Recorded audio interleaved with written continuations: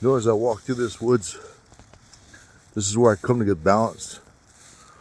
This is where I was told by a medicine woman that I needed to go. This is just before she died. This is where I needed to come because the spirits were going to talk to me here, and that they're going to tell me things, share things with me here, that they're going to show me places and other dimensions. So after she died, I remembered what she told me.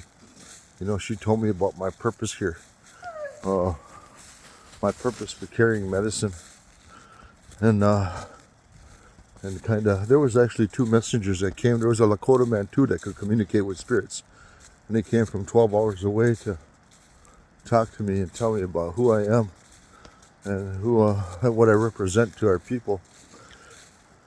And I try to keep this really to myself and try to keep a low profile about it, because you know how people can be and how they think. But through the sacred chanupa, the sacred pipe that I carry, a lot of miracles have happened through that, a lot of healings.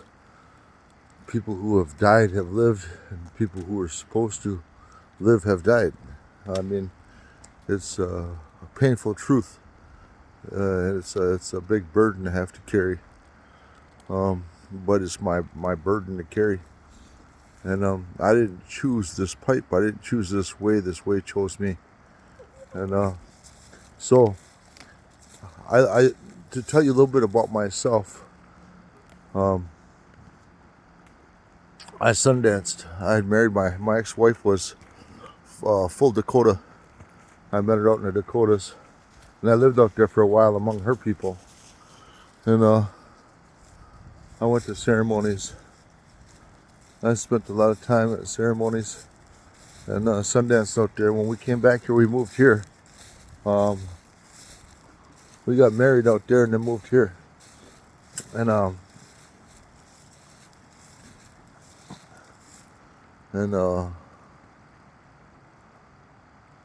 ended up walking away from my bundle, and I got on. I started riding motorcycle, and then I got on with this recovering motorcycle crew, which eventually led to my riding with an outlaw motorcycle crew. In no time at all, I'd moved up in ranks. Within a year, I was vice president. I'd say within 6 months of being a full patch. The day they made me a full patch, they made me an enforcer, and then after that, within 6 months, I was vice president of a club.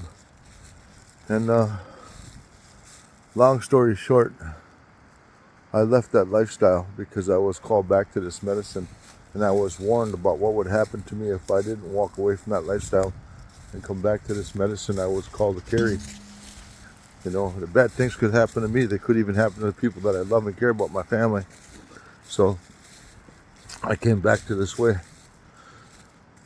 And for the past 8 years, I've worked hard on myself, accepting my truths, accepting what other people's truths were, and the fact that no matter how much I wanted to change truth, I could never change truth.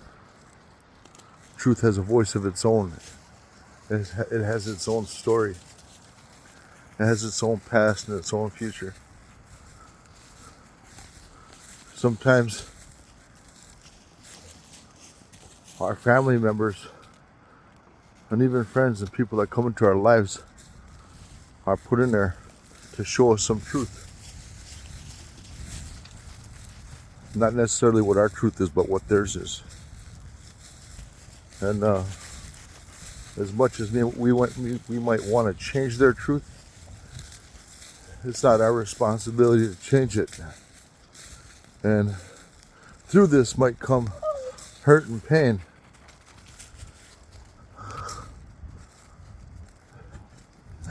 Sometimes the people we love the most hurt us the most.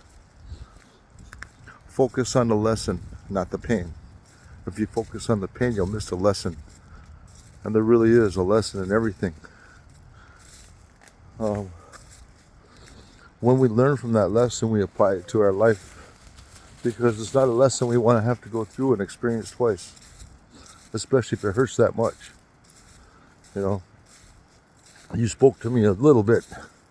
I talked to you a little bit, and I kind of gather, you know, the things that are going on a little bit, not a lot, but a little bit. I understand that there's some differences between you and your brother, and something's telling me that he feels like you did him wrong, something that you did to him, and he blames you for something. But he's hurting, and he's stuck in what he thinks is truth. You can't change what he thinks is truth, and it's not your job to do that. You were meant to stay in your own truth. We love our family members unconditionally, but sometimes we have to let them experience their own struggles. It's for them to figure out. All we can do is love them unconditionally and be there. Don't have to let their pain become our pain. If we change our perception and we're able to see a little more clearly at what's really going on and what the big picture is, what really is, you know, all things have a root.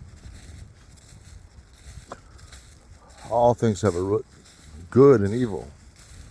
And some of the things that we deal with, our struggles, our pains, our hurts, our traumas, everything has a root. And if we take the time to follow the source all the way back to the root, in most cases we can change and sever those ties from that root, come back to present, and apply that healing. Because, you know, I share with people, you know, there is no negative without a positive in it. That's a promise. No negative without a positive in it. It's for us to find out what that positive is. I worked with a young lady once who was sexually abused as a child growing up.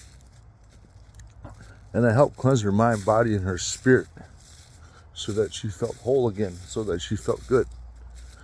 And then I told her, you know, I shared that story with her, that saying, behind anything negative, there's a positive. Behind anything dark, there's light.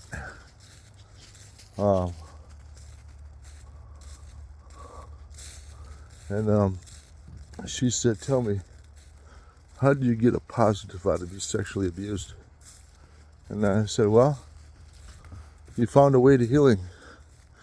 And you found that you can cleanse your mind, body, and spirit from what somebody else put on you. And give that back to them. That's their burden to carry in life, and it's their burden to carry after life. It doesn't define who you are or who you're going to become. When you let it go, you turn it over to the Creator. And once you do that, there's no taking it back, because it no longer belongs to you. So I told her, I said, I want you to picture this. That one day a young girl is going to be sitting across from you who feels lost and broken, completely destroyed, because she had been sexually abused growing up as a child. And only you are going to know how to heal her and how to make her feel whole again. How to take away from her what was put on her. And once you're able to do that and you watch her life start to transform, you see that happiness in her eyes again and in her spirit. You realize what it is that you have done and what impact you've had on somebody's life. And that is a positive that you can't even put a price on. You know, that's a gift that you share with somebody, gave to somebody, that they're going to take throughout their life and into the next. That's a reward. There's a reward for that gift that you shared that will come to you in this life and beyond. Come here. Come on, get in that car. Ooh, my hands are getting cold. It's time for me and that dog to get back to the house. I got him his exercise. I got another 12-hour shift to work tonight. So, it's a little cold on my fingers because I can't wear my gloves and do this at the same time. But I wanted to share some things with you. Come on, Chewy, get back. I want to share some things with you about the hurt and pains and the reason why people cross paths sometimes, and why there is a reason why I was probably told to go ahead. I mean, I don't question things because, you know,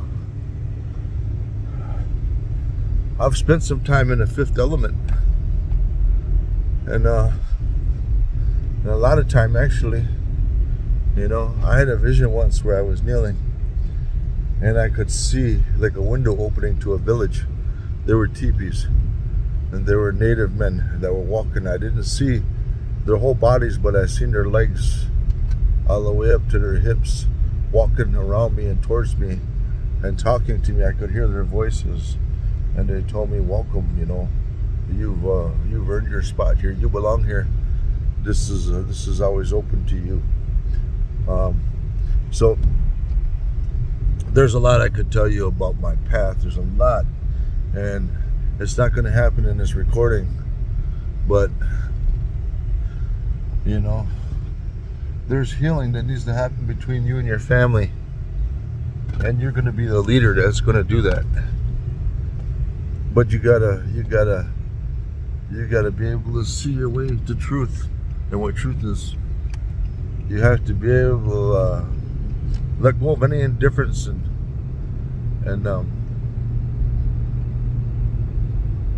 realize there's some things you can't change, but you can be an example and you can teach somebody. When you sit down and you think about the problem and you figure out what that solution is, that solution may not be theirs. That solution may be yours, and it could be theirs. It's hard to say, but absolutely everything happens for a reason. And you can't, I mean, I know what it's like to be an alcoholic. I know what it's like to say hurtful things to the people that I love while I'm intoxicated.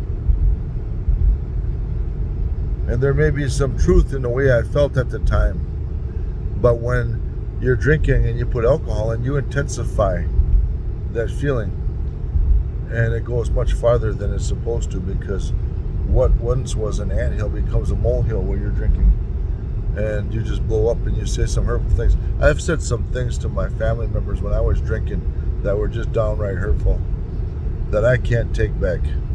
I can never take back.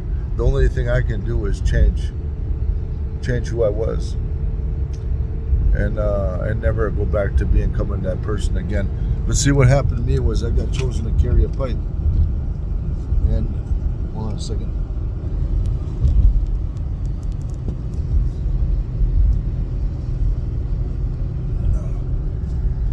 Okay, I got chosen to carry a pipe, a sacred pipe, over 18 years ago. And one messenger came who spoke with spirits, said he belonged to a medicine society that consisted of a bunch of old-ass medicine men. Said that they were in ceremony the other night, and that when they came out, they spoke about a 300-year-old vision that this medicine woman had about this chosen one that was going to come to the native people. Long story short, he told me I was this chosen one. And I had a hard time accepting that or believing it.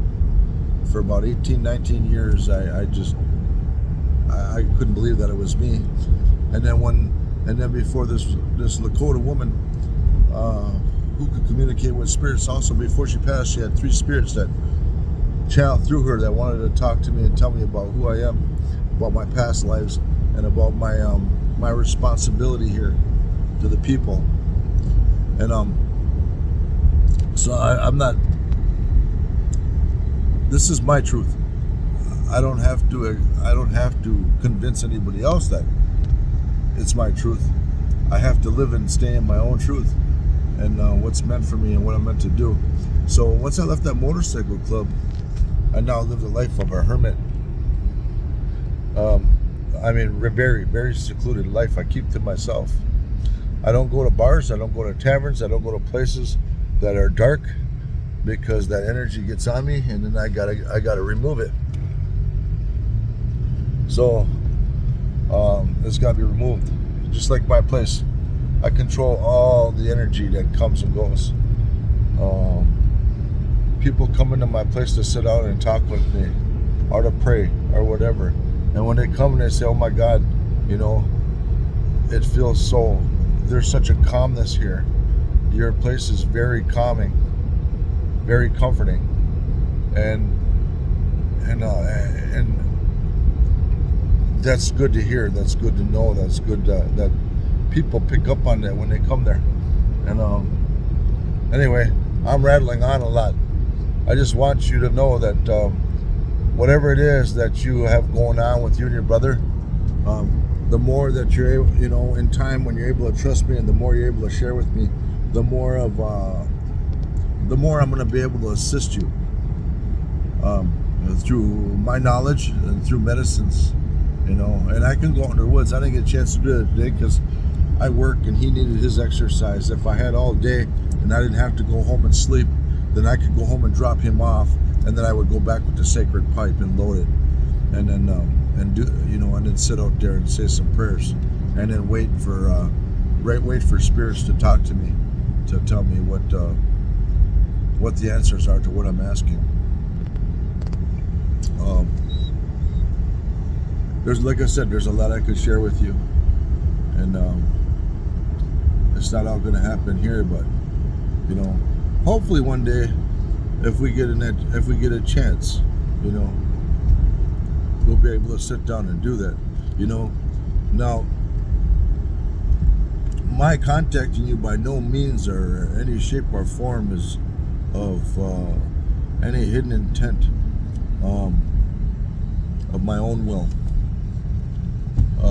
If we develop a good friendship through our communication, then that's fantastic. You know, you can never have people who are close enough, honest enough, and sincere enough to be really good close friends. And you know, I've met some amazing people that I keep close to me that are like that now, and they draw off my energy and I draw off of theirs. It's a mutual arrangement where sometimes they're struggling and then they contact me, and I could be struggling and I could contact them, you know. That ain't too often. I mean, and I don't mean it arrogantly, it ain't too often that I'm struggling and I gotta reach out.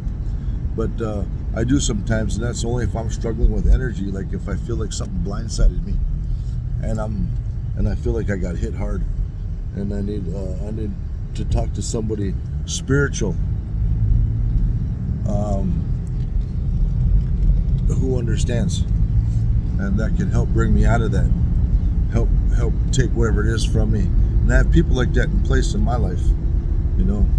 I was told 4 messengers were going to come to me in my lifetime, and 3 of them already have. 2 of them died the same year. The Lakota man and the Lakota woman I told you about, that I shared with you, they both died. They came around the same time, and around 18 years later, they both died in the same year, about 4 months apart from each other. And now there's another one that's here, and there's another lady that was there too. She's an elder. She was an elder in my community, amongst my tribe, who I seen something in the woods one time while I was out there praying, and couldn't explain it because it was nothing of nature. And I shared this on Facebook, and she reached out and contacted me and said, "I need to talk to you, and I need to tell you about what that was you saw." And then her and we worked together until she passed away. A whole lot of things that I could share with you that would probably blow your mind, because they sure have blown mine. But it all starts to add up, and it all starts to make sense after a while when you take time to. When you get time to open that third eye and come into your power. And so, getting back to what I was saying, it's kind of it was kind of weird that came to me, but like I said, I don't question. I don't normally friend request people that we have no friends in common. Usually, if I'm gonna friend request somebody, it's because we have 3 or 4 people that we know that we have in common, and then I might friend request them. But even then, in a lot of cases, I don't. I receive a lot of friend requests, and some of them I accept, and some of them I don't.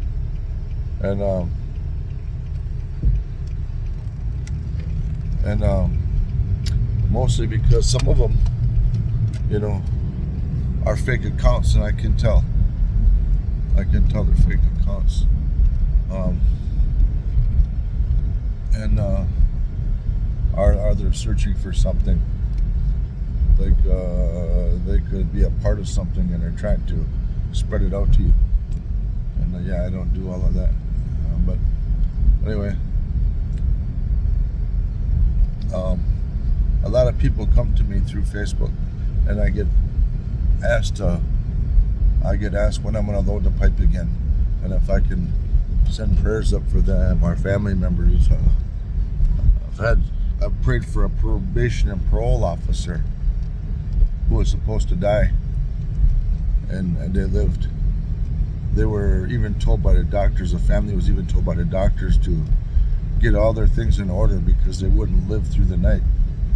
And I loaded a pipe, and I seen these spirits all around, and a voice told me 2 days, and I said, 2 days what? They said 2 days. She'll either be completely well or she'll no longer be here. He needs to pray really hard in between now and then for what he's asking for. And I was like, well, I thought I was going nuts. I'm hearing things, I'm creating things, I'm hearing what I want to hear, I'm imagining what I want to hear, And then, and if I share this with them and things don't happen that way, then it discredits everything I believe in. And then this voice said to me, "Don't question what you're told, just do it." So I did. And 2 days later, that guy's mother was released from the hospital. And his mother, being a probation and parole officer, requested me to go up to the hospital here in town and go see her because she wanted to talk to me. And that's where she thanked me for everything I did for her. And I told her, I said, "Don't thank me. I didn't do anything. Thank your son." He came to me, and I showed him how we pray, how our people pray in our way. And you thank God because he's the one that answered your prayers. Not me. I'm just a common man. I have no magical special powers. I was just chosen to carry a responsibility, and I'm acknowledged through that responsibility. I was even told that out in the woods, let there be no mistake. The people that are drawn to you because of me. The gifts that come through you are mine. Don't ever forget that. So that was meant to keep me humble. Meant to remind me. Anyway, I'm home. I'm going to stop recording. I got to get my dog in the house. And I'd like to talk to you more and get to know you better. In any case, I hope that getting to know me helps bring some healing to your life and some positive changes and some positive things. Just through correspondence. And